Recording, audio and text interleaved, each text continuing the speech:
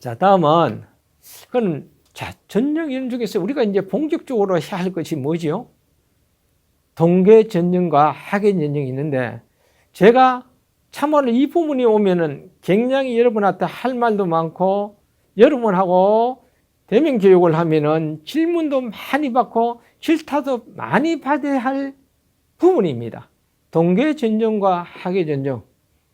요즘 유튜브나 방송 같은 데 보면은 동계 전쟁, 학예 전쟁만 나오는데, 그러면은 전쟁을 동계 전쟁이든 학예 전쟁이든 하기 전에 우리가 지금까지는 나무의 전쟁의 목적, 전쟁의 기초, 그리고 나무의 수채, 가지, 눈에 대해서 정확히 알아왔는데, 그럼 이제는 전쟁을 하면 된다.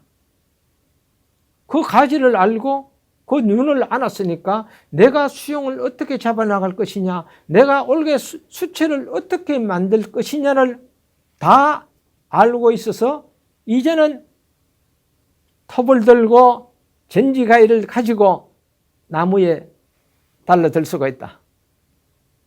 아주 서툰 안 됩니다. 동계전쟁과 학예전쟁, 전쟁의 기본을 제가 말씀드리기 전에 여러분은 이 전쟁이 어렵게 자꾸만 생각하시는데, 제가 앞서서 말씀드렸죠. 힘들거 아니고 처음 들어서 모르겠으면 2번, 3번 반복해서 이 동영상을 보세요. 그리고 할 수만 있으면 본인 스스로 전쟁을 하세요. 내가 전쟁이 좀 힘들어. 아무래도 자신이 없어. 그래서 전쟁하시는 분 앞에 우리 집에 전쟁 좀 해주세요. 그러면 대개 이렇게들 이야기합니다. 지금 12월 달인데, 1월 달인데, 지금 해. 아니, 봄에 하는 게 좋다는데, 봄에 해줬으면, 봄에는 시간이 없어. 지금 해도 괜찮아. 지금 해줘. 그래서 제가 지난해 군이 12월 초부터 4회에 걸쳐서 화요일과 목요일 날 4회에 걸쳐서 교육을 하고 어성의 교육을 하고 이렇게 다녔습니다. 그런데 벌써 11월 중순인데도요, 가면서 보면은 전쟁을 다 해놨어요. 아니, 왜 11월, 12월 달에 전쟁을 이럴 때 다 합니까? 아니, 그렇게 해도 되지요. 그렇게 해도 자두나무에 자두 달리고 복숭아나무에 복숭아 달립니다. 그런데 전쟁을 하는 목적은 무엇입니까? 앞서서 말씀드렸듯이 해갈이 안 하고 과실의 품질을 향상을 하고 병치 방제를 잘하고 효율적인 작업을 하고 농가의 소득을 올리기 위해서 하는 목적입니다. 가장 기본적인 미성도 가장 큰 일이죠. 그런데 이 큰 일을 전쟁하는 분 시간에 맞춰서 가을에 겨울에 다 해야 됩니까? 참으로 잘못된 전쟁법입니다. 그리고 왜 내 농장에, 내 가온에, 내 나무는 내가 해야 된다고 제가 말씀드립니까? 가장 중요한 거는요, 내가 지난 1년 동안 내 밭의 가온에 신초 정리하고 농약을 치고 젓갈을 하고 열매를 따고 또 간주를 하면서 내 밭의 현황을 내가 잘합니다. 그런데 어떤 나무는 수세가 엄청 강해. 똑같은 비료 줬는데, 똑같은 물 줬는데, 똑같이 순 쳤는데 나무 수세가 너무 강해. 그래서 꽃눈이 잘 안 와. 수세는 엄청 좋은데 열매가 별로 달리질 않아. 왜 그렇습니까?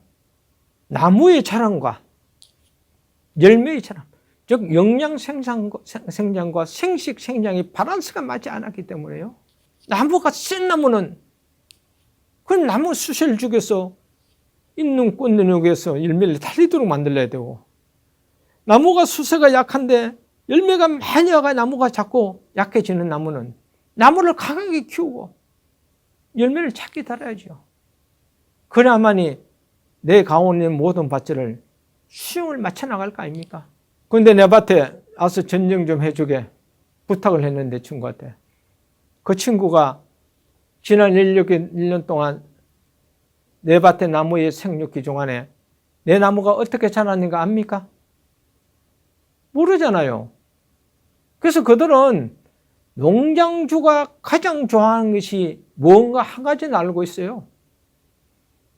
기본적으로 알아야 하고, 내가 이 집의 전정을 고단히 인건비를 받고 전정을 해줘야 하는 목적은 잊어버렸어요. 자, 그럼 봅시다. 농장주가 가장 좋아하는 것은 무엇이냐? 세 사람의 인부가 와서 4일 걸릴 거 3일만 해주면은 가장 좋아요. 왜? 인건비가 몇십만 안 나가잖아요. 그러니까 농장주의 바람이 이것뿐입니까? 자, 농장주는 전정을 통하여서 올게 나무의 수랑 정제를 내가 20% 30% 올리고 더 많은 소득을 올리기 위해서 좋은 전정을 하는 겁니다. 그런데 내가 전정에 대해서 잘 모르니까 한 4일 걸릴 거 3일만 해주니까 고마워요. 술 사주고 담배 사주고 새참 사주고 식사 사주고 20만 넘으면 더 가지요. 1인당. 그러니까 세 분이면 60만 원 벌었으니까 내가 60만 원 벌었다. 이 60만 원이 과연 얼마나 벌었을까요? 한번 생각해 봤습니까? 농장주의 목적은 하루 일정 마치는 것이 목적이 아니고 올리브낭도 나무의 수세가 성장해 가는 것만큼 전정을 잘 해가지고 올게 과실이 30% 더 달리고 좋은 품질의 가수를 수확해서 농가의 소득을 올리는 것이 목적이잖아요. 그런데 와서 전정해 주는 분들은 생각은 어쨌든 우리가 빨리 해줘서 하루라도 단축시켜주면, 한낮이라도 단축시켜주면 농가에서 가장 좋아한다. 그런데 이분들이 해야 될 목적은 이것이 아니잖아요. 무엇입니까? 이 나무가 수용이 무엇인지, 이 나무가 조생종인지, 이 나무가 만성종인지를 분명히 알아야만이 거기에 맞춰서 전정을 해 나가야 되는데, 아니 1년 동안 내가 이 밭에 와보지도 않았는데 어느 나무가 수세가 강하고 어느 나무가 수세가 약한지 모르잖아요. 그냥 똑같은 전정을 해놓으면은 이 밭의 지난해와 내년에 나무의 성장 속도에 따라서 30% 나는 양이 정대돼야 되는데 그렇지 못하고 똑같은 제자리 그림이에요. 그러면 농장주는 돈 들여서 전정을 했는데 결과적으로 엄청난 손해를 보는 전정을 하는 거예요. 그래서 내 가온에 내 나무의 수세의 판단은 농장주만이 안다. 그런데 잎이 다 떨어진 앙상한 가지에 와서 처음 온 분들이 전정을 할 때 과연 그것을 아느냐. 그러나 정말로 농장주가 원하는 전정을 해주기 위해서는 나무의 꽃눈의 분화 현황, 그리고 나무의 현재 결국의 수세라든가를 보고 진단을 해주고 거기에 맞게 전정을 해야 됩니다. 자, 그러면 전정을 이 동계전정, 하계전정 들어가기 전에서 우리가 가장 중요한 것은 품종에 따라서 전정하는 방법이 틀려야 된다. 품종에 따라서. 그리고 조생종이냐 만생종이냐에 따라서도 틀려야 된다. 또는 수령에 따라서도 틀려야 된다. 나무의 나이에 따라서의 전정법이 틀리져야만이 계속해서 나무의 성장함에 따라서 생산량이 증가돼 나가고, 또 나무가 노쇠했을 때에 나무를 노쇠해서 생산량이 줄 것이 아니고 그 나무가 계속 젊음을 유지해서 좋은 열매를 딸 수 있도록 하는 것이 수령에 맞는 정정법이에요. 그런데 그 정정법 관계없이 무조건 잘라내다 보니까 나무의 수명이 짧아지고, 자, 그냥 나무 좀 따면 나무가 수세가 약해지니까 생산량도 나오지 않고 경제성이 맞질 않아요. 근데 30년 가야 할 나무를 30년 동안 10년 나무에 한참 성목기 10년 15년에 따야 할 그 양을 30년까지도 가져가야 돼요. 그것이 경제 성장이 맞고 농가에 결정적인 도움이 되는 거예요. 그래서 전령에는 첫째는 나무의 이게 수령이 나무에 얼마나 됐느냐. 그 다음에 수행에 따라서 또 틀려야 됩니다. 수행에 따라서. 자인계심인데 자인계심에 맞게, Y자는 Y자에 맞게, 이분질은 이분질에 맞게. 그러나 나무에 꽃눈을 착생시키고 열매를 달고 하는 원리는 똑같다 이 말입니다. 그 다음에 조생종과 만생종. 자, 조생종과 만생종은요, 참말로 엄청난 차이가 납니다. 그런데 우리나라에 조생종에 대해서는 정말로 잘못 알고 있어요. 조생종에 대한 연구가 너무나 불안합니다.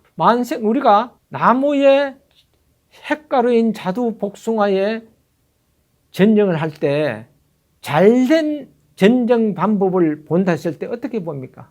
단가지, 중가지, 이룰. 단가지 70%, 20%, 중가지, 나머지 장가지 있을 때 가장가시 좋다. 그런데 사실은 중만생종은 맞아요. 그러나 조생종은 그와 반대로 해야 됩니다. 반대로 하셔야 돼요. 조생종은 꽃이 피고 열매가 수확하기까지 70여일밖에 안 됩니다. 이 동안에 열매를 키워야 할 양분의 축적이라든가 잎눈의 확보라든가 저장 양분의 확보가 단가지에서는 이루어질 수가 없습니다. 그래서 조생종은 중장가지 위주에 달아야만이 내가 원하는 과실을 생산할 수가 있다. 자, 그럼 품종에 따라서. 자, 제가 이렇게 다녀보면은, 아니, 만생종인 추이나, 중생종인 도담이나, 또 조생종에 들어가는 대석이나, 후무사나, 피사주나, 전용 방법이 왜 다 똑같아요? 틀려죠. 나무의 특성에 맞게, 조생종과 중생종 완전 품종에 맞게, 그 과실의 유전자 현황에 맞게 전정을 해야 되는데 똑같이 하고 있어요.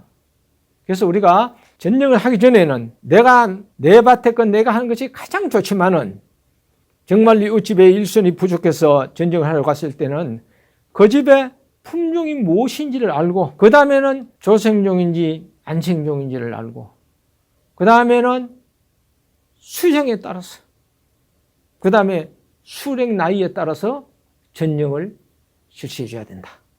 자, 그러면은 전령은 1년에 우리가 지금부터 꽃이 피기 전까지 하는 동계 전령하고 잎이 나서 잎이 떨어질 때까지 생육기 동안에 하는 하계 전령하고 크게 둘로 나눌 수가 있습니다. 그런데 요즘은 어떻게 된 일인지 동계 전령이요, 하계 전령하고 구분을 못 하겠어요. 빨리 하는 데는 10월 말부터 시작해가지고, 그럼 지금 오면은 거진 다 해놓고 할 일이 없어요. 거꾸로 가자는 겁니다. 거꾸로 가자는 거예요. 나무가 10월 달부터 12월 달까지 내년에 농사 지어야 할 저장약물을 축적하는 아주 귀중한 시기예요. 이 시기에 벌써 다 해버렸어. 그럼 내년에는 나무가 정상적인 성장과 고품질의 과일을 생산할 수 있을까? 한 번쯤은 생각해 보셔야 됩니다. 여러분, 교육 많이 받으시잖아요. 받으실 때마다 겨울 한겨울에는 전정을 하지 말아라. 나무가 스트레스 받는다 하지 마라. 이 정도로만 이야기를 해주니까. 그런데 봄에 가면 일꾼이 없습니다. 저는 농장이 커서 혼자 다 뭐 합니다. 겨울부터 해야지 다 합니다. 그런데 제가 어느 강의를 들어갔는데 한 지도사가 이렇게 말씀드렸어요. 겨울에 전정을 해도 됩니까? 물으니까 해도 되고 안 해도 됩니다. 아니, 하지 말라 하는데 왜 해야 된다고 말씀하십니까? 하니까, 일손이 없으면 어떡합니까? 겨울에라도 해야지요. 그렇지만은, 겨울에는 하면 나무가 스트레스를 많이 받으니까 할 수 있으면 봄에 하는 게 좋은데, 일꾼이 없으면 어떡합니까? 그거는 하고 안 하고는 농가가 알아서 하세요. 참으로 무책임하면, 정말로 말하면 무식하다 할까요? 이건 무책임한 말이 아니고 무식하다고 말씀드려야 돼요. 강의를 와서 농민들에게 강의를 하면은 겨울에 해야 됩니까? 안 해야 됩니까? 물었으면은 왜 안 해야 되는가를 정확하게 가르쳐 주시고, 또 해야 될 사정이 있으면은 겨울 전쟁을 할 수 있는 방법이 있어요. 나무에 최대한 피해가 가지 않고 결가지가 말라 죽지 않는 겨울 전쟁법을 가르쳐 주시고, 겨울 전쟁법의 연장선에서 봄 전쟁을 하라고 가르쳐 주면 되는데, 그걸 모르니까 하고 안 하고는 농가가 알아서 하죠. 앞으로 저도 많이 부족합니다. 많이 부족하지만은 이런 무책임한 강의는 해서 안 된다. 그래서 저희 강의가 조금 부족하지만은 제가 상세하게 자세하게 여러분이 쉽게 알아듣고 배울 수 있도록 제가 하니까, 여러분이 이 동영상을 한 번에 이해 못하면 두 번, 세 번 보시라도 이해하시고 꼭 직접 전쟁을 하셔서 농가에 소득을 올리는, 피해를 보지 않는 그런 전쟁을 하실 것으로 저는 믿습니다. 자, 그럼 동계 전쟁은 말 그대로 낙엽이 잎이 떨어짐부터 봄에 잎이 나기 전까지 하는 전쟁인데, 자, 이때 동계 전쟁은 강정정을 하면 할수록 세력이 강해진다. 그러면 반대로 뭡니까? 동계 전쟁에는 약하게 하면 약하게 할수록 나무가 강해진다. 아니죠. 약하게 하면 나무가 약해지죠. 자, 동계 전쟁 때 제가 아까 말씀드렸지요. 내 밭에 내 나무의 수세는 나밖에 모른다. 내가 농사 지으면서 봤을 때 이 나무는 수세는 이렇게 좋은데 열매는 많이 달리지 않고, 올해도 또 그렇게 켜. 그래서 겨울에 전쟁할 때 이놈 너무 크니까 안 되겠다. 올해는 세력을 떨쳐야겠다 싶어서 나무를 많이 잘라냅니다. 강정적으로 많이 잘라내버립니다. 자, 이게 우리가 나무의 습성을 몰라서 저지르는 아주 불행한 일입니다. 자, 나무의 세력이 강하다고 맞 잘라버리니까 밑에 뿌리하고, 우리가 티아라 그러죠. 지상부의 나무하고 뿌리하고의 티아라 그러는데, 이거 사실 지상부와 뿌리의 균형이 맞지 않아요. 여러분 그렇게 배우죠? 지상부의 나무의 생긴 모습이 지하부의 뿌리 모습이다. 그런데 뿌리는 그대로 놔두고 봄에 싹이 트기 전에 지상부를 많이 잘라내다 보니까 강제정이 됐죠. 그러니까 봄이 되면은 뿌리는 저장약물을 머금채로 그대로 있었으니까 지상부는 많이 잘랐지만은 남은 부위에 눈이 트기 시작하고 자라기 시작합니다. 그런데 잘라낸 부위를 1m를 잘라냈으면은 7월 신초의 자랑까지 1m가 자랍니다. 그러면 내가 지난 여름에 이놈이 세력이 강해서 올게 많이 잘라냈는데 또 강해. 강하다 보니까 잎눈은 많이 오는데 꽃눈 분화가 이루어지질 않아. 왜? 나무 자라는 대로 영양이 다 가뿐이다 보니까 꽃 만드는 대로 영양이 적게 오니까 밸런스가 안 맞아. 그래서 나무가 계속 성장을 해요. 그건 해마다 되풀이하는 거예요. 그러니까 이 집에 전쟁을 해주셔서 오신 분이 나무가 왜 세력이 익히 좋은지 나쁜지 모르잖아요. 그럼 똑같이 끊어버려요. 그러다 보니까 역시 나무가 계속해서 세력이 좋아지니까 열매는 없고 또 겨울에 오면 또 잘라내버려. 자, 반대로 내 밭에 이 나무는 세력은 약한데 꽃눈이 엄청 오고 열매가 많이 와. 그래서 많이 딴다고 땄는데도 적정 수준의 열매보다도 많이 달렸다 보니까 열매도 잘고 나무도 자라질 않아. 그럼 이 나무는 반 왔다가 겨울에 내가 전정을 어떻게 해야 되느냐? 요는 나무는 전정을 강하게 해줘야 돼. 강하게. 그러나 강한 나무는 약하게 해줘야 되잖아요. 반발하지 않도록. 그러나 세력이 약한 나무는 강하게 잘라줌으로써 봄에 뿌리의 반달에 의해서 신초가 다시 세게 나와요. 그래서 나무의 수세를 회복시켜주고 나무의 수채를 다시 만들어주는 것이 겨울 정정의 주 목적입니다. 근데 우리가 이걸 알지 못한 채 가을부터 벌써 똑같이 다 잘라버려. 그러면 그에도 똑같아. 생산량이라든가 나무의 성량이라든가.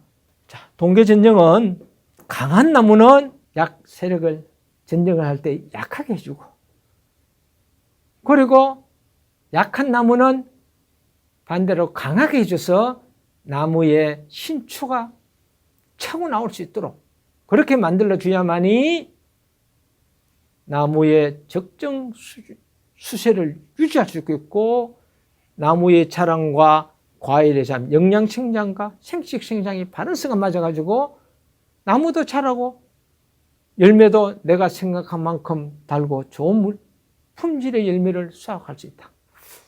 자, 그럼 하계진정.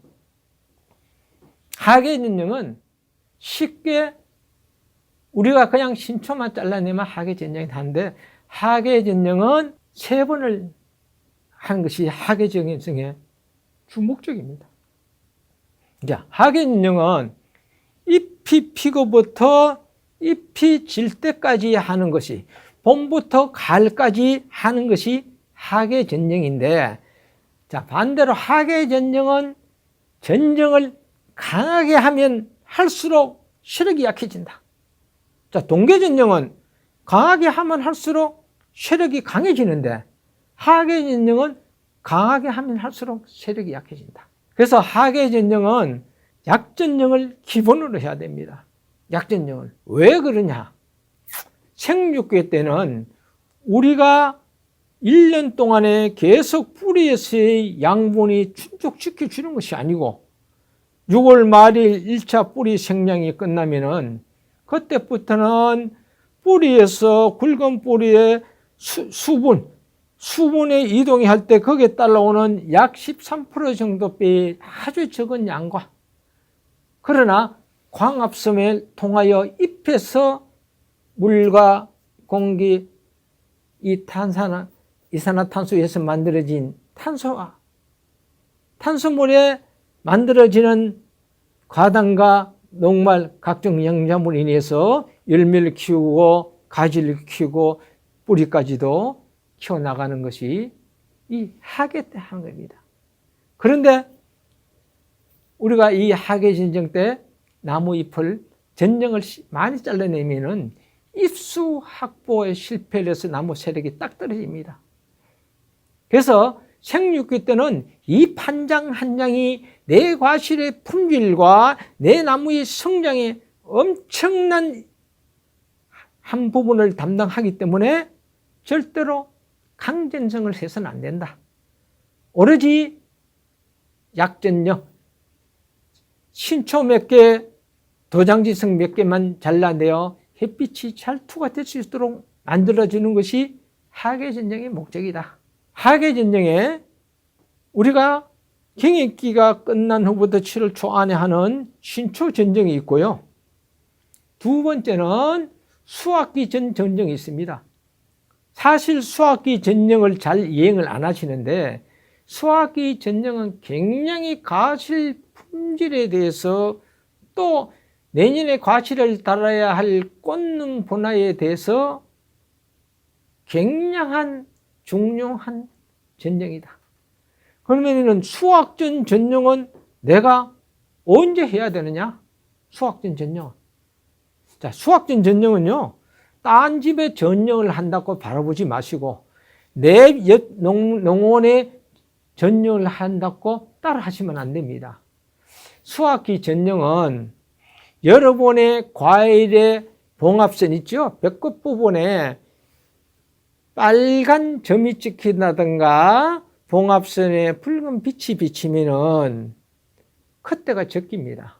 왜냐하면은 우리 자선화 복숭아는 이 봉합선에 붉은 점이 찍히는 그날부터 2주 후가 수확 적기입니다. 그래서 상부 부분에 붉은 점이 찍히면은 이 자두가 복숭아가 2주 후면은 수확 적기구나. 자, 그러면 이때 우리가 보고 도장지라든가 신초가 많이 잘라내면 안 되고 위에 등면에 가로 치는 것, 즉 밑에 거렁지를 지우고 너무 양분을 많이 뺏어가는 가지 위주로 약하게 해주셔야 됩니다. 자, 여기에 50cm짜리 도장지 비슷한 신초가 나와 있을 때 이 신초를 2주 전에 딱 잘라주면요, 물론 2매지 내지 3매지 놓고 잘라야 됩니다. 잘라주면은 여기에 나무로 올라가던 영양생장으로 올라가던 양분이 끊어내므로 다시 어디로 갑니까? 주변에 있는 열매나 그리고 꽃눈 분화가 이루고 나오고 있는 신초로 분할이 됩니다. 나무에 자라는 양분을 열매로 보내는 역할을 해주기 때문에 이 시기에 우리가 수확된 전정을 꼭 해주셔야 됩니다. 자, 그럼 가을 전정은 언제 하느냐? 자, 가을 전정은 크게 나누면은 9월 중순부터 우리가 12월 중순까지 보면 됩니다. 왜냐하면은 9월 중순 때는 아직 수확도 끝나지 않은 만생종들도 있지만은 이 만생종들은 수확 전 전정을 김용했으면 되고, 그 앞에 수확이 끝난 조생종이나 중생종들은 이때 9월 초에서 9월 말까지 하는 전정은 내가 긴 결과지에서 해마다 끊어내는 것이 아니고 단가지 성으로 평생 가지가 크지 않게 만들어주는 단가지를 만들어주는 전정을 해야 되고, 그 다음에 10월 달에 들어서서 10월 중순 넘어서 10월 20일이면은 나무의 2차 생장이 끝납니다. 그러면 그때부터는 나무는 계속 저장약물을 추적하는 기간이기 때문에 이때 나무에 필요없는 도장지, 발육지, 그리고 밑으로 쳐진 차지라든가 이런 나무 가지를 잘라주는 전정 많이 하시면 안 됩니다. 왜? 잎수 확보가 많아서 강합수물을 많이 잘해가지고 탄수화물을 많이 만들어서 저장을 해야 하는 시기이기 때문에 너무 많이 끊지 말고 잎이 있을 때는 도장지와 발육지, 차지 위주로 해주시고, 잎이 떨어지고 나서 땅이 얼기 전까지는 바로 정말로 이제는 잎이 떨어졌으니까 눈에 잘 보이는 남아있던 도장지나 발육지, 밑으로 진 흡지 정도만 해놓고 절대로 전단질증은 하지 마시는 거예요. 이렇게 하계 전정은 신초 전정과 수확전 전정 그리고 가을 전정으로 해주시면 되겠습니다.